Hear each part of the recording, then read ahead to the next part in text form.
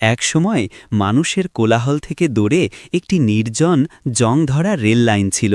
Train চলাচল বন্ধ থাকায় লাইনগুলো ছিল নীরব, তার ওপর জন্মেছিল লতাগুল্ম। হঠাৎ একদিন আকাশে দেখা গেল এক বিশাল ছায়া, একটি দৈত্যাকার সাদা কবুতর। তার ঠোঁটে ছিল একটি অলৌকিক আমের বিচি। কবুতরটি রেল লাইনের ঠিক মাঝখানে সাবধানে সেই বিচিটি ফেলে দিল এবং উড়ে গেল। কয়েক মুহূর্তের মধ্যেই অলৌকিক ঘটনা ঘটল। সেই বিচি থেকে মুহূর্তের মধ্যে একটি ছোট চারা গজিয়ে উঠল।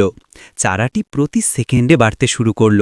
রেল লাইনের লোহা ভেঙে একটি বিশাল সবুজ ফল ভরা আমের গাছ হয়ে উঠল, যা আকাশ ছুঁতে চাইছে। এই অলৌকিক খবর দ্রুত ছড়িয়ে পড়ল।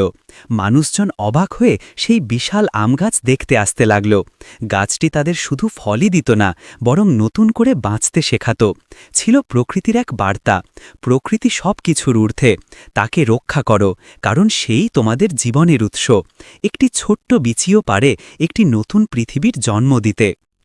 সবাই চ্যানেলটি সাবস্ক্রাইব করে দিবেন প্লিজ।